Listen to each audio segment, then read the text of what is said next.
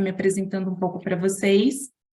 Meu nome é Isabela, eu sou do time jurídico aqui da Tempest, sou estudante de Direito da Universidade PUC Campinas, cursando agora o 9º semestre, e esse tema que eu trago aqui para vocês também é o tema que eu utilizei para elaborar a minha monografia universitária.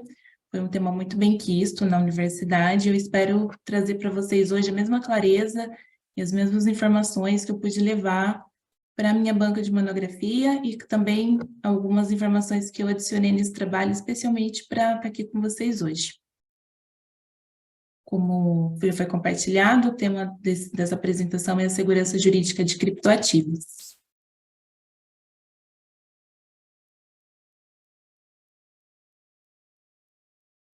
Os principais tópicos dessa palestra, nós vamos começar entendendo um pouco melhor o que são os criptoativos, como eles são gerados e também transitados, que é através de um sistema conhecido como blockchain, as movimentações mais relevantes nesse setor que estão acontecendo nos últimos tempos, e sobre a importância da necessidade de regulamentação que nos trouxe até aqui.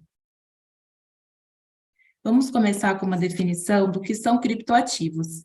Eu trouxe aqui uma definição de uma galera que entende muito sobre dinheiros e finanças no nosso país, que é a Receita Federal, uma definição um pouco mais técnica, mas trazendo de uma forma mais direta e simplificada, criptoativos são ativos que existem apenas no meio virtual, sendo ativos intangíveis. E o que nós vamos tratar aqui é principalmente sobre criptomoedas, que é uma espécie de criptoativos. Então, nós podemos considerar dentro das muitas categorias de criptoativos, as criptomoedas como uma categoria que tem uma certa particularidade. Diferente das outras, as criptomoedas elas são feitas com uma finalidade específica e direta de transitar como uma forma de dinheiro virtual, enquanto as outras podem estar em forma de moedas, de imagens, de vídeos.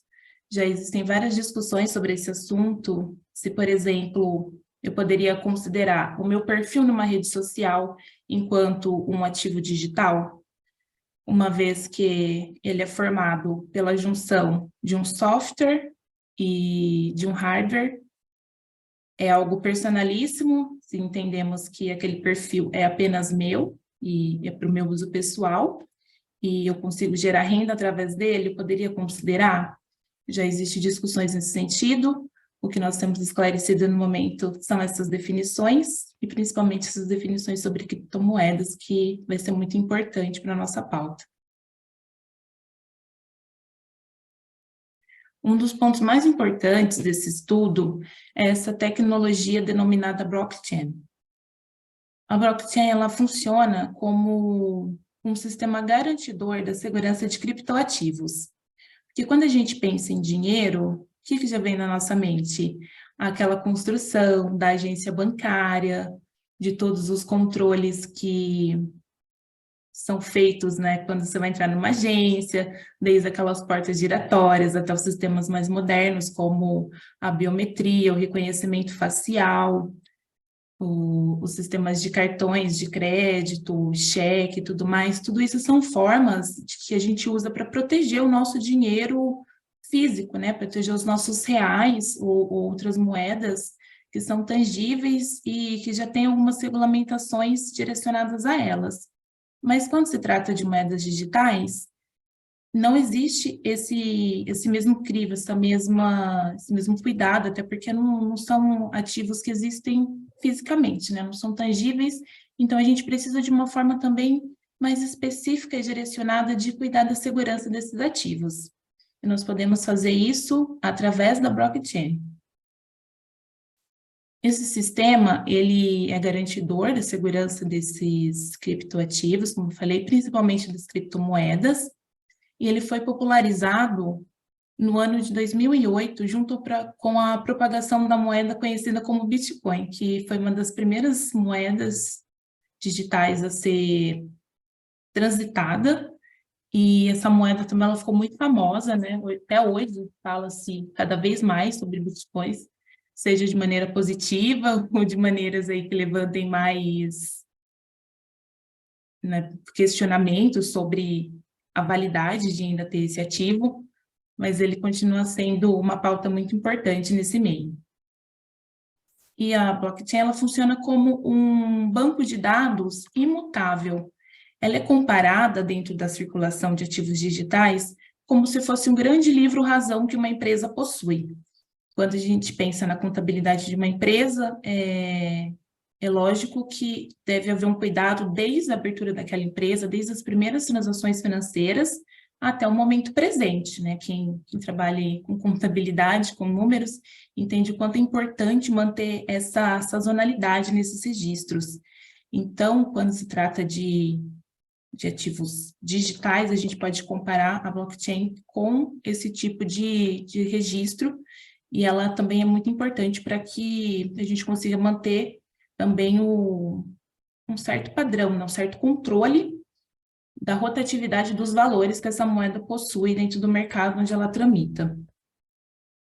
Essa rede, mesmo ela tendo sido criada junto com os criptoativos, com as moedas digitais, hoje ela já tem múltiplas funcionalidades, exatamente por ela ter uma característica muito importante, que é a imutabilidade dos dados adicionados à blockchain. Então, uma vez que você coloca os dados lá, não é possível simplesmente alterá-los. Para conseguir acessar esses dados, é preciso desvendar uma espécie de equação que está sempre associada ao bloco anterior, ao bloco intermediário e ao próximo bloco, e assim sucessivamente. Então, é muito seguro, porque não se trata, apesar de ser um sistema imutável, não se trata apenas da resolução de um bloco, e sim de múltiplos blocos para que você consiga acessar a informação adicionada lá. Isso faz com que ela seja muito segura para transações financeiras, mas também já tem aplicabilidade em outros mercados associados à proteção de dados e também a outros criptoativos, além das criptomoedas. Essa pauta é super importante, aqui nós vamos desvendar um pouquinho mais sobre a blockchain. Vamos falar um pouco mais sobre segurança desse equipamento. Como eu falei para vocês, ele é a base da segurança de todas as transações de criptoativos, e ele também é responsável por transacionar e garantir a manutenção da moeda, né, do valor da moeda. Ou seja, os valores, quando eles estão colocados dentro na blockchain, eles são imutáveis. Vamos supor que eu esteja transacionando R$ 1.000 em bitcoins, e eu adicione dentro de uma blockchain. A partir daquele momento, quem tiver interesse na aquisição daquele ativo deverá acompanhar o valor de mercado associado ao valor que eu adicionei dentro daquele sistema. Ou ele precisa encontrar uma outra fonte de compra, ou, infelizmente, ele vai ficar sem aquela aquisição que ele deseja, porque nem mesmo eu posso alterar as informações que eu adiciono lá. Outro aspecto muito importante do sistema blockchain é a permissão da mineração de criptoativos, como, por exemplo, o Bitcoin. A mineração, ela é um procedimento muito específico, porém é um procedimento base para que a gente consiga ter essa moeda no mercado hoje em dia. Quando a blockchain ela surgiu juntamente com o Bitcoin, ela tinha o objetivo de proteger a moeda, de certa forma, e a mineração, ela acontecia de forma que você conseguia tirar aquela moeda da blockchain e começar a circular ela, usar ela como um bem de serviço mesmo, com um poder aquisitivo. Vamos fazer uma analogia que é muito comum, que é a mineração de criptomoedas com a mineração do minério ouro, como a gente já conhece, o ouro comum mesmo.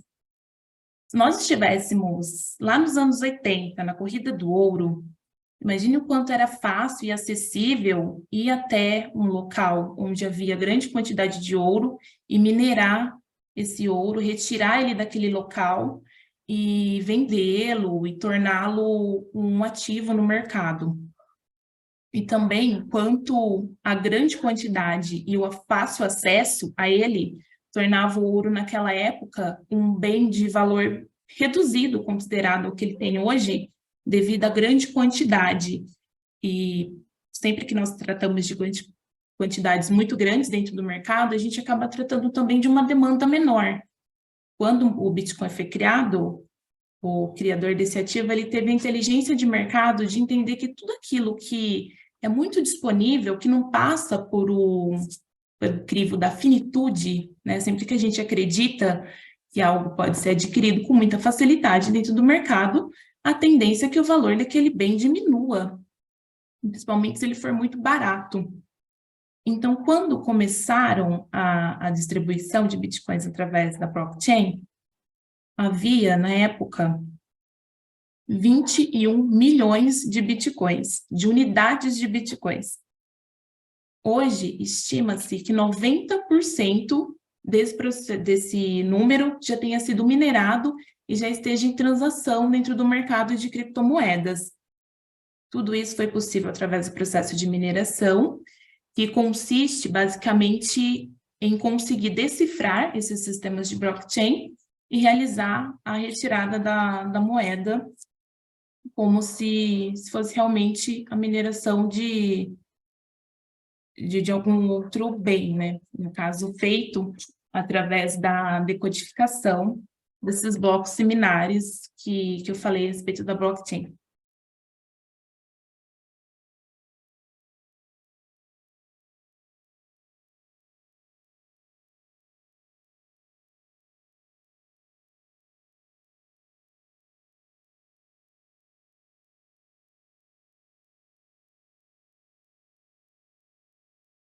Com essa grande quantidade desse ativo já colocado no mercado, é comum que a gente tenha uma grande movimentação nesse setor. O Brasil, atualmente, ele já movimenta cerca de 15 bilhões de reais mensalmente apenas com criptomoedas. É um valor bem expressivo, se a gente considerar o quanto esse mercado ainda tem assim, um certo receio por parte dos investidores, por ser um mercado que oferece uma certa estabilidade. E nós iniciamos o ano de 2023 com um número também muito elevado, que é cerca de 1.355.000 pessoas operando enquanto CPF dentro desse mercado. Isso quer dizer que esse número é equivalente ao número de pessoas físicas que estão atuando enquanto investidores. Por trás disso, existem as exchanges, que funcionam como se fossem agências financeiras, né, agências bancárias.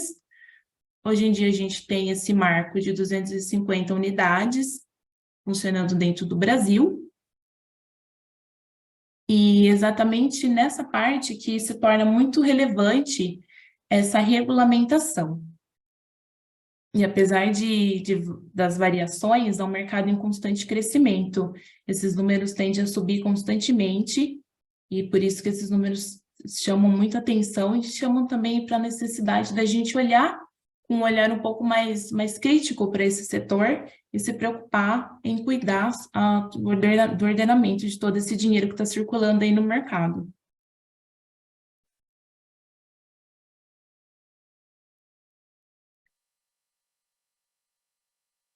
Diante de valores tão expressivos nesse meio, surge a necessidade de regulamentação.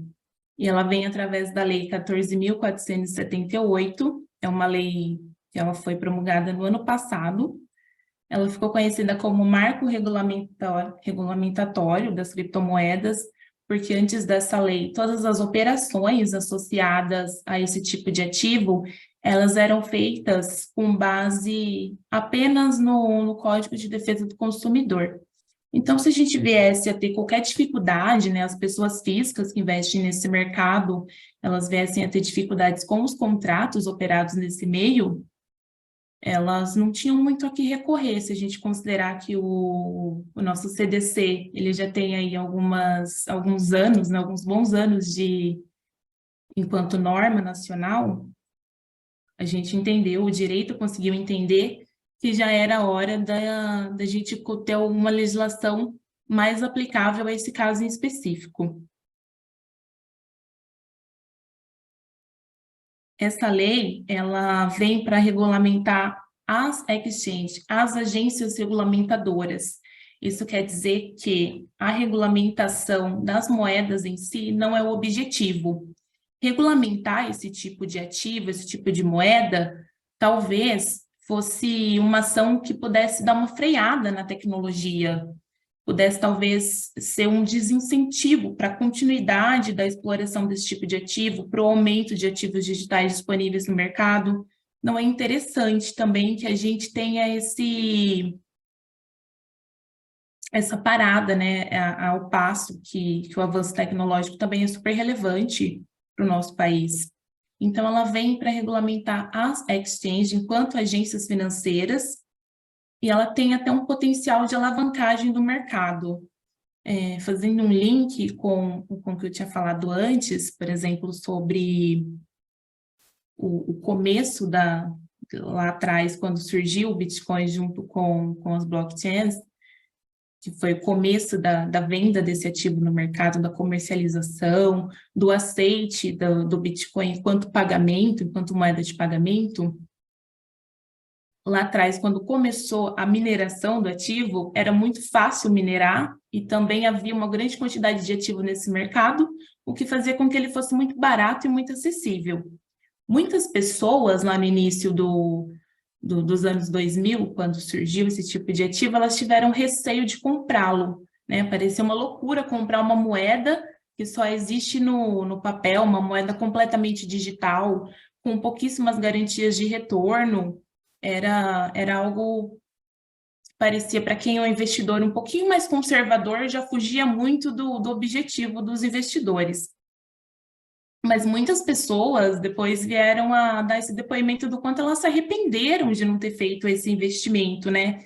Porque hoje o Bitcoin ele tem uma valorização altíssima dentro do mercado. Uma unidade de Bitcoin pode ser comercializada por mais de 100 mil reais. Então, são valores muito expressivos que quem comprou lá atrás está se dando muito bem. Né? Tem pessoas multimilionárias graças a isso. E tem o pessoal que fica no arrependimento hoje em dia. Mas essa regulamentação, ela vem também com grande potencial de alavancagem de mercado nesse sentido, porque enquanto investidores, as pessoas terem a consciência de que hoje existem leis que protegem o direito delas, que está ali para atendê-las caso essas empresas caiam de alguma forma, venham a processos de falência, ou por acaso venham entrar em investigações de fraude, ou por acaso realmente exerçam algum tipo de fraude sobre o valor investido por aquelas pessoas, elas têm uma rede muito maior de proteção. Então, isso pode ser um incentivo para investimento de valores maiores nesse mercado, e a rotatividade econômica, de certa forma, ela acaba sempre sendo benéfica para o nosso país, né? E dentro dos aspectos internacionais, né, considerando que criptomoedas circulam aí pelo mundo todo, não apenas no Brasil, não é uma exclusividade nossa ter esses ativos sendo cada vez mais valorizados, o Brasil está se diferenciando muito dos outros países que já têm legislação nesse sentido. Os Estados Unidos e a China, por exemplo, a implementação de leis relacionadas a esse tema que eles fizeram eram sempre relacionados à moeda em si.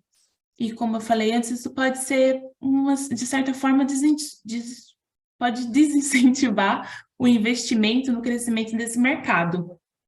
E o Brasil saiu na frente ao colocar os pontos mais onerosos da legislação e também em direcionar as tributações e tudo mais às empresas. Dessa forma, a gente atrai público e também tem um foco maior na hora de poder cobrar a aderência a essas regulamentações.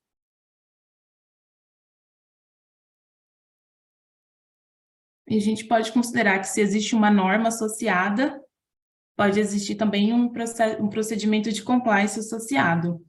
Por isso, nós podemos também associar agora o compliance aplicado ao mercado cripto. Essa lei ela também trará a possibilidade de auditar e fiscalizar essas empresas, que antes a gente não tinha essa opção aqui. A lei também traz artigos específicos sobre a prática de governança dentro das exchanges, a transparência nas operações. Antes isso também não tinha nenhuma obrigação dessas empresas de que elas fossem muito claras com as pessoas sobre qual era a forma de de dobrar o investimento delas? De que forma que elas podiam ter lucro investindo nesse tipo de ativos? Isso não tinha nenhuma obrigação de transparência entre as exchanges e os investidores. E agora eles vêm com a lei traz essa obrigação de transparência nas operações. Eu até cheguei a ter pessoas ao meu redor, né, conhecidos meus, que caíram em operações fraudulentas do tipo: faça investimentos iniciais de, por exemplo, R$ 10.000 em criptoativos. Nós, enquanto empresa intermediária dessas operações, enquanto uma exchange, nós daremos retornos imediatos para você no primeiro mês de R$ 2.000, no terceiro mês de R$ 3.000, e assim sucessivamente por um período de 48 meses, por exemplo. Eram valores muito tentadores, e essas empresas elas não traziam uma transparência, informações realmente claras e sucintas de como que esse valor poderia render o suficiente para eles manterem uma cartela de cliente recebendo essa quantidade de lucro. E agora essas empresas precisam trazer essas informações com muito mais clareza para os investidores. E abordagem também baseada em riscos. Com as redes sociais é cada vez mais comum a gente ver circulação constante de informações do tipo: olha, existe um método no mercado cripto para você ficar milionário muito rápido, não é milionário em 7 dias. Eu vejo constantemente esse tipo de abordagem, creio que vocês também já tenham visto algum anúncio desse tipo. E essa abordagem, ela traz informações muito tentadoras, mas raramente elas fazem abordagem baseadas em riscos. É um mercado muito volátil, onde a oferta da moeda é feita de uma forma muito constante. Essa rotatividade faz com que os valores não sejam permanentes. Então, hoje é possível que um Bitcoin venha a custar R$ 1 milhão e amanhã ele custe um valor irrisório. Não há garantias dentro desse mercado de lucro ou de grandes resultados. Então, também agora essa abordagem deve ser baseada na realidade dos riscos trazidos por esse tipo de investimento. A lei também vai trazer para nós algumas alterações no Código Penal, baseadas principalmente no artigo 171, que coloca também entre o rol de crimes associados ao crime de estelionato, operações fraudulentas realizadas com ativos digitais. E um dos pontos mais importantes é o quanto essa legislação vai ajudar a gente na prevenção à lavagem de dinheiro. Vamos pensar em empresas que operam bilhões de reais todos os meses, mas elas fazem isso sem nenhuma obrigação fiscal, sem nenhuma obrigação de fiscalização e sem oferecer nenhum tipo de estabilidade para as pessoas que estão investindo nessa empresa. É uma porta escancarada para esquemas de lavagem de dinheiro. Se eu não preciso ter clareza nas declarações daquele valor para os investidores, provavelmente também não preciso ter para instituições federais que deveriam estar de olho nisso e garantindo que essas exchanges não estejam envolvidas em esquemas de corrupção e de lavagem de dinheiro. Então, agora, com essa regulamentação, nós podemos garantir que as informações passadas aos órgãos regularizadores sejam verídicas e a gente feche as possibilidades à lavagem de dinheiro, porque se aquela empresa é regulamentada, sempre existe algum tipo de fiscalização. Com isso, se a empresa movimentou um valor X, ela vai declarar de onde veio aquele valor, e isso vai dificultar muito que essas empresas sejam usadas para fins ilícitos e também que elas sejam encerradas sem nenhum tipo de processo, né, igual as outras empresas passam quando chegam à falência, infelizmente, ou quando precisam fechar as portas por alguma outra razão. Era muito comum que as pessoas fizessem investimentos em empresas que simplesmente encerravam suas atividades de uma forma muito rápida, assim, às vezes sem nenhum tipo de aviso prévio, e essa era uma outra forma de grande perda de dinheiro dos investidores nesse mercado, que a gente entende que agora será encerrada através das previsões dessa nova lei.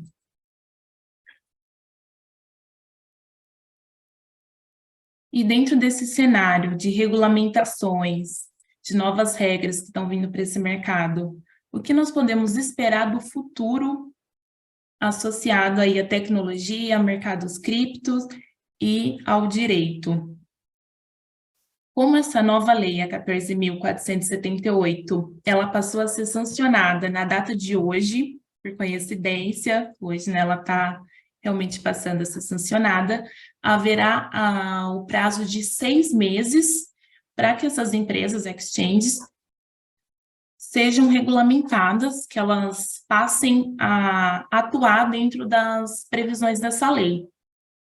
Só que essa lei, ela deixou a gente aí dentro de uma dúvida. Ela não passou a definição exata de quais serão os órgãos federais fiscalizadores que vão cuidar da garantia de cumprimento dessas normas.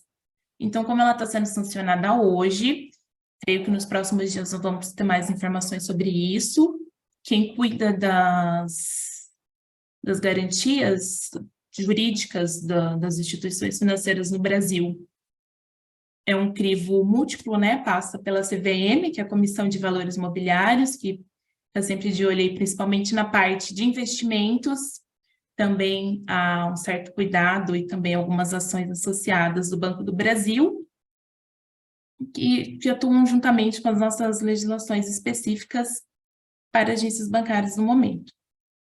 E outra novidade nessa área é a Lei 17.901, é uma lei municipal, diferente da anterior, que vai ser vigente em âmbito federal. Essa é uma lei municipal, ela vai abranger apenas o município de São Paulo, a capital paulista, e é muito interessante como essa lei ela traz uma definição do que é a blockchain, uma definição bem específica, bem interessante, e também ela já mostra na prática o quanto a blockchain é um sistema multiuso, é um sistema que vai ser útil também para outras atividades, e aqui no caso ela vai usar para tratamento de dados associados aí ao portal da transparência do governo municipal. Essa lei também ela vem amparando a LGPD, que é a Lei Geral de Proteção de Dados, que é uma lei também sancionada recentemente, e particularmente eu acho que é muito satisfatório, muito promissor o futuro do direito associado à tecnologia, como pessoa que escolheu a área jurídica como campo de estudo e área de atuação. Eu fico realmente muito feliz em saber que nós estamos acompanhando as tendências de mercado e que ainda vamos ter muito a oferecer para esse universo que é em plena expansão, né, que é o meio da tecnologia. Eu deixei aqui os meus contatos para vocês, meu chat está disponível, também quem quiser acompanhar meu LinkedIn. E agora eu vou abrir um espaço para dúvidas. Obrigada.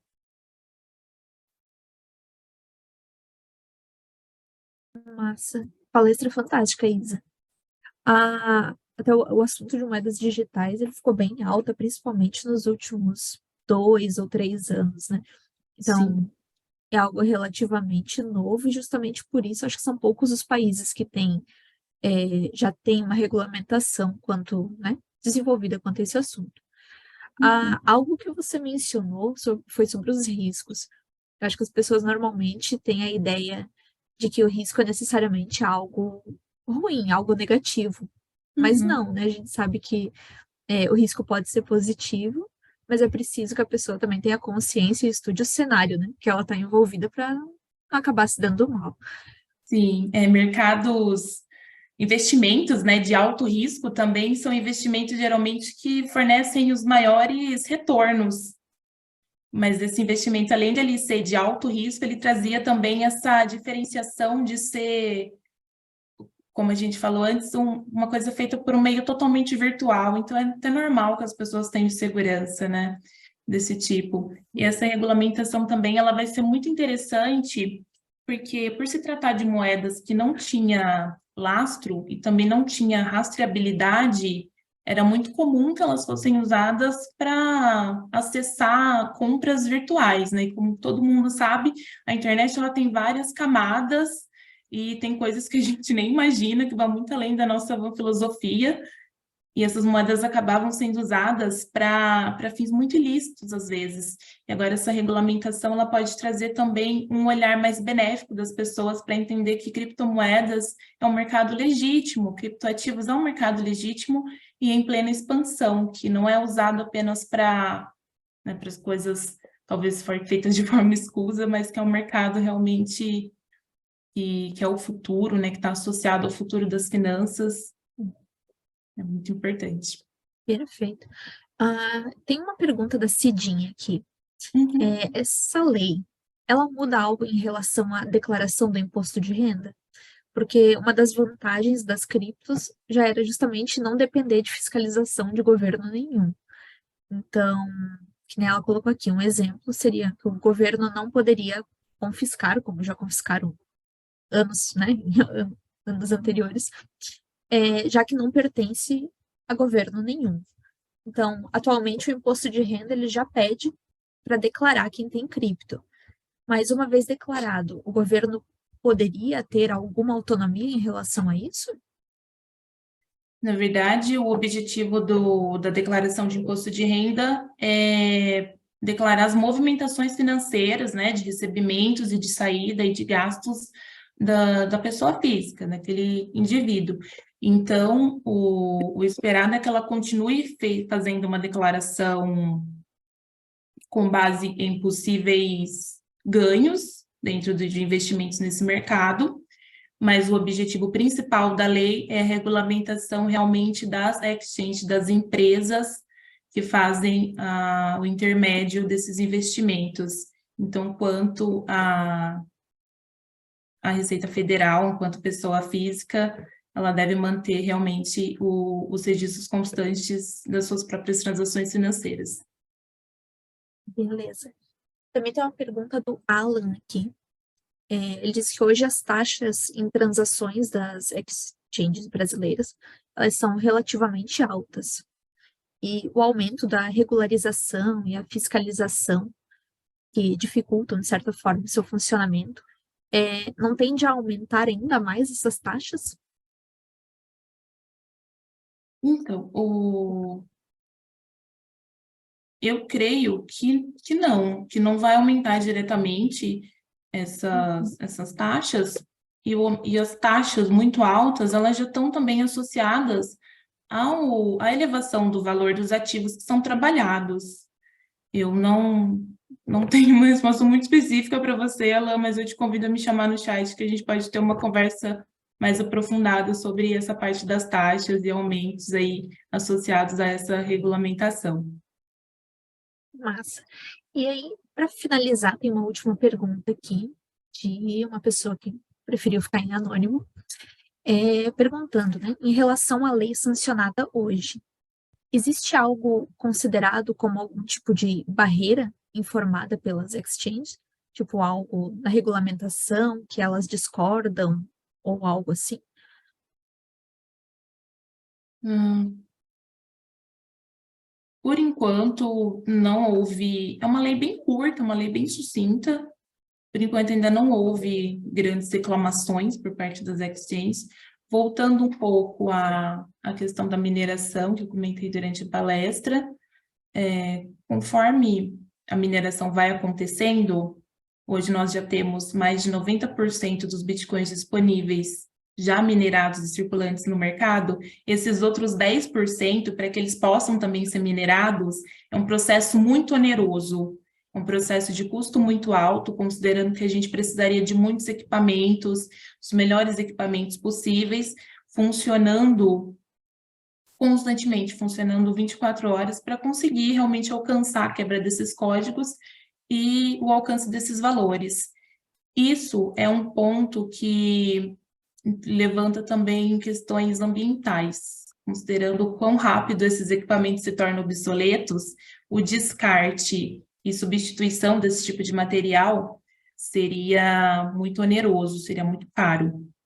Esse é um ponto da lei que não vai ser sancionado, que inclusive nem foi em pauta, né, nem foi oficialmente colocado nessa legislação, mas foi uma pauta durante a formação dessa lei, e que com certeza seria muito mais oneroso para as exchanges, caso esse artigo também viesse a ser parte da lei, também viesse a ser sancionado, porque provavelmente geraria algum tipo de obrigação ambiental, né, algum tipo de manutenção ambiental por parte delas também.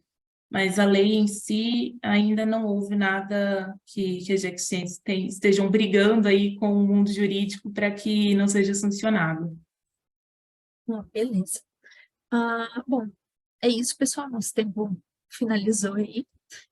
Isa, mais uma vez, muito obrigada por se disponibilizar e a fazer Eu que essa agradeço, apresentação para a pessoal. gente. Agora a gente vai para um breve intervalo e voltamos às 4h10 com a próxima palestra. Até mais, pessoal. Ok, pessoal, até mais. Obrigada.